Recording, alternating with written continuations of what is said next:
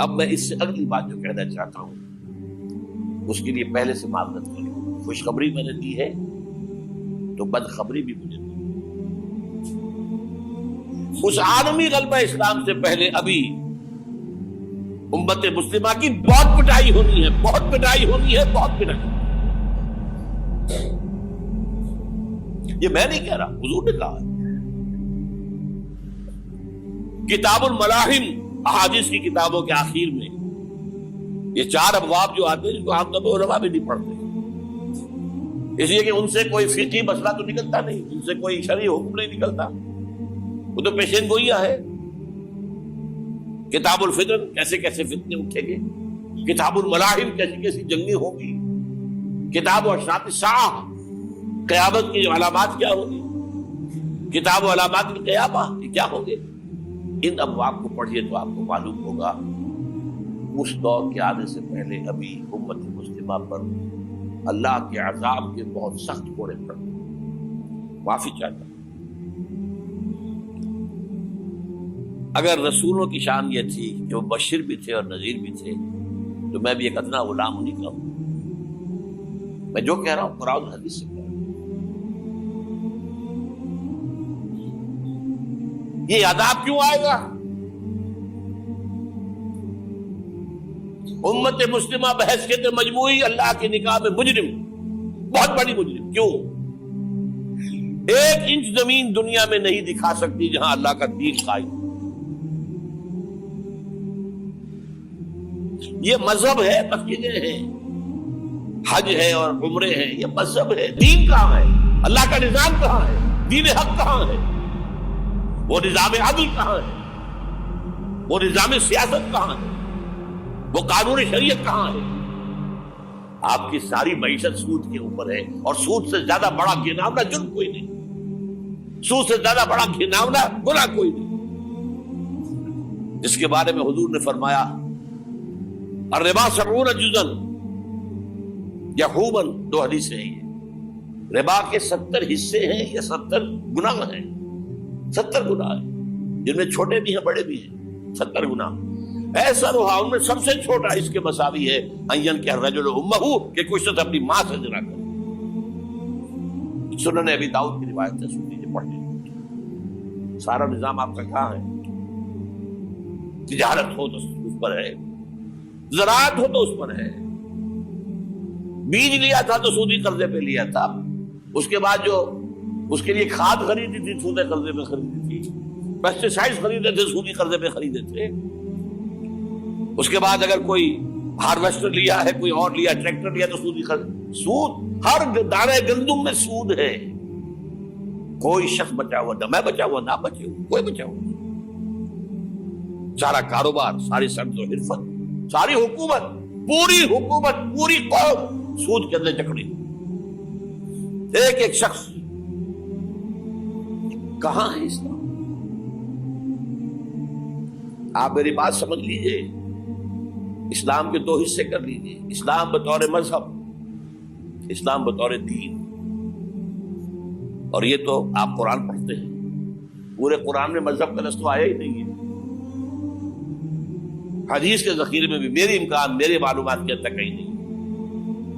یہ مذہب تو ہمارے یہاں استعمال ہوتا تھا فقہوں کے لیے. مذہب حنفی، مذہب مالکی، مذہب شافعی، مذہب حنبلی، اب ایک مذہب سلفی اہل حدیث حضرات کا ہو گیا ہے، مذہب ظاہری، مذہب جعفری. یہ فقہوں کے لیے تھا. مذہب کیا ہے؟ مذہب کا نام 3 چیزوں کا مجموعہ مذہب ہے. کچھ عقائد، کچھ عبادات، کچھ رسومات. بچہ پیدا ہوگا تو کیا کریں گے؟ عقیقہ کریں گے. کوئی فوت ہوگا تو کیا کریں گے؟ جنازہ پڑھائیں گے، کفن دفن کریں گے. شادی ہوگی تو کیا کریں گے؟ ایجاب و قبول ہوگا، ولیمہ ہوگا. یہ رسومات ہے. دین یہ نہیں ہے. دین ہے اللہ کا دین، اللہ کا نظام، اللہ کا قانون. وَمَن لَّمْ يَحْكُم بِمَا أَنزَلَ اللَّهُ فَأُولَٰئِكَ هُمُ الْكَافِرُونَ. جو اللہ کی اتاری ہوئی شریعت کے مطابق فیصلے نہ کرے وہی تو کافر ہے. میں اور آپ کون ہیں؟ برا نہ مانیے. فیس دی فیکٹس. اور یہ فتویٰ کس کا ہے؟ اللہ کا ہے. وَمَن لَّمْ يَحْكُم بِمَا أَنزَلَ اللَّهُ فَأُولَٰئِكَ هُمُ الْكَافِرُونَ وَمَن لَّمْ يَحْكُم بِمَا أَنزَلَ اللَّهُ فَأُولَٰئِكَ هُمُ الظَّالِمُونَ وَمَن لَّمْ يَحْكُم بِمَا أَنزَلَ اللَّهُ فَأُولَٰئِكَ هُمُ الْفَاسِقُونَ. 3 فتوے ہیں اس مفتی اعظم کے جو ہماری اتاری ہوئی شریعت کے مطابق فیصلے نہیں کرتے. وہی تو کافر ہے، وہی تو مشرک ہے، وہی تو فاسق ہے، ناہنجار ہے، باغی. یہ ہے امت مسلمہ کا حال. اب میں یہاں آپ کو اختصار سے بیان کرتا ہوں حضور کا طریقے انقلاب کیا تھا. اختصار تفصیل سے ان کتابوں میں دیکھیے.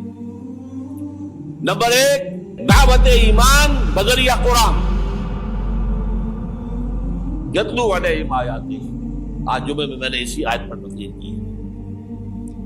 تلاوت آیات، قرآن پڑھ کے سناؤ، قرآن پڑھ کے سناؤ، قرآن پڑھ کے سناؤ. کہہ دو وہی تو ہے جس نے تم کو پیدا کیا اور تمہارے کان اور آنکھیں اور دل بنائے، مگر تم کم ہی احسان مانتے ہو. کہہ دو کہ وہی ہے جس نے تم کو زمین میں پھیلایا اور اسی کے روبرو تم جمع کیے جاؤ گے. کیا یہ کسی کے پیدا کیے بغیر ہی پیدا ہو گئے، یا یہ اپنے آپ کو خود پیدا کرنے والے ہیں، یا انہوں نے آسمانوں اور زمین کو پیدا کیا ہے؟ نہیں، بلکہ یہ یقین ہی نہیں رکھتے. تو کیا ہم پہلی بار پیدا کر کے تھک گئے؟ نہیں، بلکہ یہ اثر نو پیدا کرنے کے بارے میں شک میں پڑے ہوئے ہیں. اور ہم ہی نے انسان کو پیدا کیا ہے، اور جو خیالات اس کے دل میں گزرتے ہیں ہم ان کو جانتے ہیں، اور ہم تو رگ جان سے بھی زیادہ اس کے قریب ہیں. اور کافر انسان کہتا ہے کہ جب میں مر جاؤں گا تو کیا زندہ کر کے نکالا جاؤں گا؟ کیا ایسا انسان یاد نہیں کرتا کہ ہم نے اس کو پہلے بھی تو پیدا کیا تھا جبکہ وہ کچھ بھی چیز نہ تھا؟ جو تمہارے پروردگار کی قسم، ہم ان کو جمع کریں گے اور شیطانوں کو بھی، پھر ان سب کو جہنم کے گرد حاضر کریں گے اور وہ گھٹنوں پر گرے ہوئے ہوں گے. وہی زندہ کو مردے سے نکالتا ہے اور وہی مردے کو زندہ سے نکالتا ہے، اور وہی زمین کو اس کے مرنے کے بعد زندہ کرتا ہے، اور اسی طرح تم دوبارہ زمین میں سے نکالے جاؤ گے. اور اسی کی نشانیوں میں سے ہے کہ اس نے تمہیں مٹی سے پیدا کیا، پھر اب تم انسان ہو کر جا بجا پھیل رہے ہو. اس قرآن کے ذریعے سے دلوں میں ایمان پیدا ہو، یقین والا ایمان. دیکھیے برا نہ مانے، مغالطے میں نہ رہیے. میرے اور آپ کے دلوں میں ایمان نہیں ہے،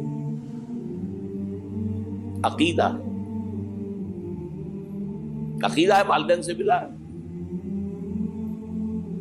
یقین والا ایمان کہاں ہے؟ اپنے گریبان میں جھانکیے، اللہ آپ کو توفیق دے.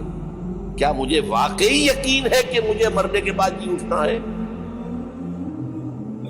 کیا مجھے یہ واقعی یقین ہے کہ اصل زندگی آخرت کی زندگی ہے؟ کیا مجھے واقعی یقین ہے کہ قرآن اللہ کا کلام ہے؟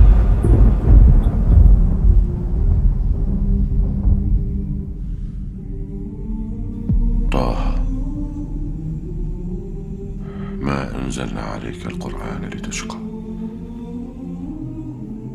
إلا تذكرة لمن يخشى تنزيلا ممن خلق الأرض والسماوات العلى الرحمن على العرش استوى له ما في السماوات وما في الأرض وما بينهما وما تحت الثرى وأن تجهر بالقول فإنه يعلم السر وأخفى الله لا إله إلا هو